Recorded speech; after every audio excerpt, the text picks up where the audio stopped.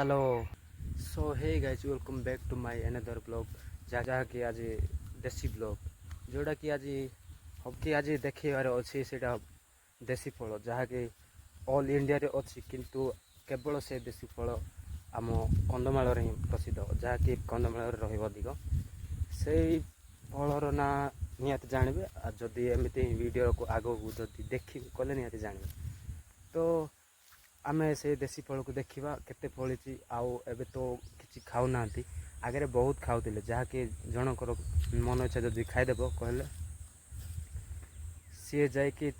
गाड़ी देउथिले कौन करथिले आउ सेतिपई से फल जाक तांकर माने निजर निज खाऊथिले एबे तो जहाँकि किए भी खाऊना किसी ना चारिआड़ कम से कम आम गाँव में 100टा गछ अच्छी 100 टू ऊपर भी हो पारे किंतु एबे किए खाऊना सेमती केवल कि जाऊँगी एबे गाई जाक किसी भी खाऊना तो से फल जाक देखे केवल कंधमाल अच्छी आउ जोड़े भी थिले को कंधमाल छाड़ी जोटी भी अच्छी सेट्र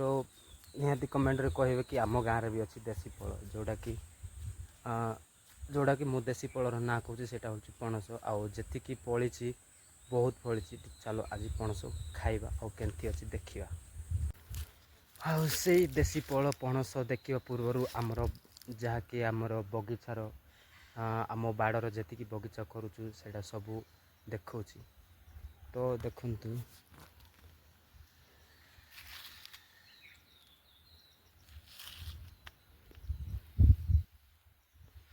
एटा सब तली पकाई बिल रोईवाई तली पकाई जहाँकि एबे बिल रोईवा टाइम तो तली पकाई छोट छोट चारा हो जाए तो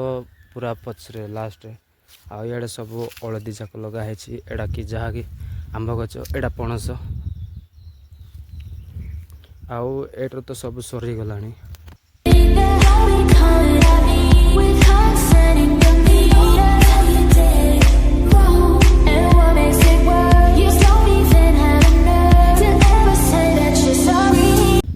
गाइस एबे वर्तमान से पहुँची गले पणस गचरे जोटा कि मुझे कहूली किए खाऊना बेकार पुचका पड़ जाऊँगी तो निजर निजे भी खाऊना से एमतीका सब पणस जाक नष्ट हो तो से पणस गछ तले पहुँची जाए से गोटे बोले ना सारा पणस गचर एमती आउ सब पुचका ही सब एमती है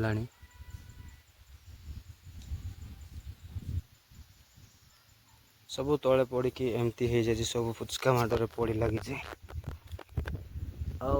आड़े सब होड़ा देख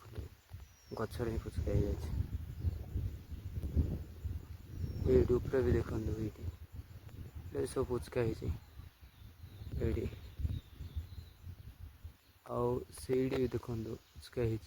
सब पुचका ही लगी से ऊपर भी देखो पुचका होड़े भी अच्छी जहाँकि आपण मैंने देखिले से गचर पुचका फलटा सब नष्ट हो जाए तो आम गोटे ट्राए करवा एक्चुअली यहाँ भल ना खराब माने भल अच्छी कि खराब अच्छी तो तार टेस्ट केमती अच्छी खाऊना कौन से देखिए चलो ए बर्तमान यहाँ गोटे तलपटर पाची जाए तो ये पाचिला पणस को आम खाइबा केमती लगुच खाई देखिए टेस्ट करवा जदि भल हो तो कौन खाऊना मुझे जाने तो खराब हो तो निहाती खाइबे किए भी खाइबे तो देखिए यहाँ पाची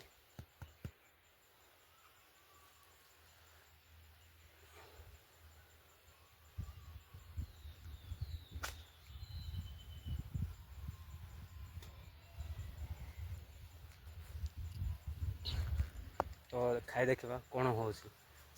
टेस्ट हो कि नहीं ना कौन हो खाई देखा आनली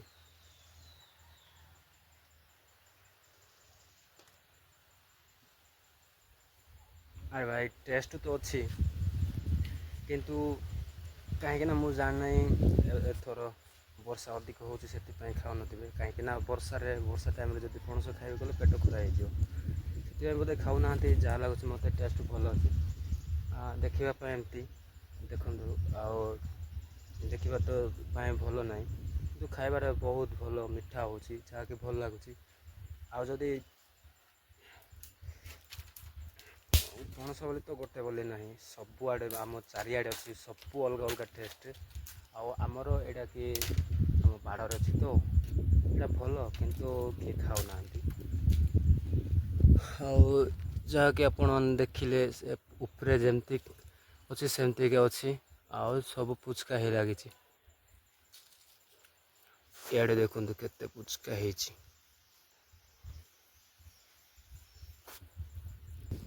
ତ ଗାଇଜ୍ ଯେଉଁ ଗାଁରେ ଅଛି, ମାନେ ଯେଉଁ ଗାଁର ଲୋକ, ଯେଉଁ ଗାଁର ଦେଖୁଛନ୍ତି ଆପଣମାନେ, ଯେଉଁ ଗାଁର ବି ହଉ ଆପଣମାନେ ଦେଖୁଛନ୍ତି, ତାହେଲେ ନିହାତି କମେଣ୍ଟ କରିବେ ତ ଆପଣଙ୍କ ଗାଁରେ ଏଇ ପଣସ ଗଛ ଯାକ ଅଛି କି ନାହିଁ, ପଣସ ଅଛି କି ନାହିଁ, ଆଉ କେମିତି ୟୁଜ୍ କରୁଛନ୍ତି, ଆଉ ଖାଉଛନ୍ତି କି ପିଙ୍ଗୁଛନ୍ତି। ଆମ ଗାଁ ଭଳି ପିଙ୍ଗୁନାହାନ୍ତି ତ, ନଷ୍ଟ କରୁନାହାନ୍ତି ତ। ତ ନଷ୍ଟ କରୁଥିବେ କହିଲେ ତାଙ୍କୁ କହିବେ ନିହାତି ନଷ୍ଟ କରନ୍ତୁ ନାହିଁ। କାରଣ ଆମକୁ ଏଇଟା ଫଳ, ଏଇଟା ଗୋଟେ ଖାଇବାର। ତ ଯେଉଁ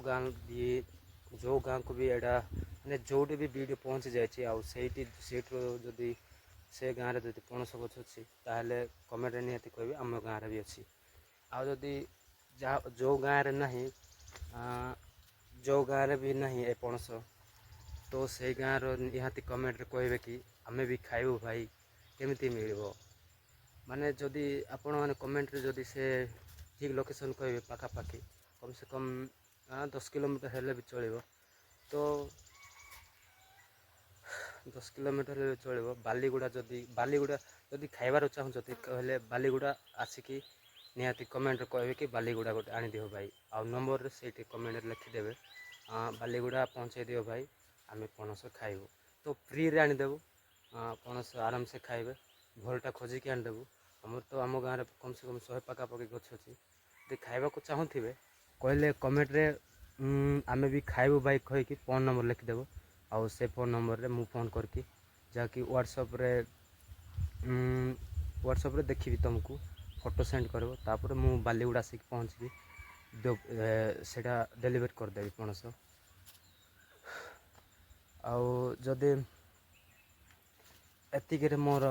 ବ୍ଲଗ୍ ଶେଷ ହେଉଛି, ଆଉ ଦେଖା ହେବ ନେକ୍ସଟ ଭିଡ଼ିଓରେ, ନେକ୍ସଟ ବ୍ଲଗ୍ରେ, ଯାହାକି ଆମର ଦେଶୀ ବ୍ଲଗ୍, ଯାହାକି ଭିଲେଜ୍ ବ୍ଲଗ୍, ଆମର ଦେଶୀ ଲୋକଙ୍କର ଦେଶୀ ଖାଇବା, ଯାହାକି ଦେଶୀ ଫଳ। ଆଉ ଯଦି ଦେଶୀ ଫଳ ଭଲ ଲାଗୁଥିବ କହିଲେ ଲାଇକ୍ ସେୟାର ସବସ୍କ୍ରାଇବ୍ ନିହାତି କରିବେ। ତ ହେଇ ଗାଇଜ୍, ଆଉ ଗୋଟେ କହିବାର ରହିଲା, ଯେଉଁ କି ନେକ୍ସଟ ଭିଡ଼ିଓ କ'ଣ ଆସିବ, ନେକ୍ସଟ ଭିଡ଼ିଓ ଆମର ବିଲ କେମିତି ରୁଆଯାଏ, ଆଉ ହଳ କେମିତି କରାଯାଏ, ଆଉ ଆମର ଦେଶୀ କାମ କେମିତି, କେଉଁ ପ୍ରକାର, ସେ ଭିଡ଼ିଓ ଆଣିକି ଦେବ।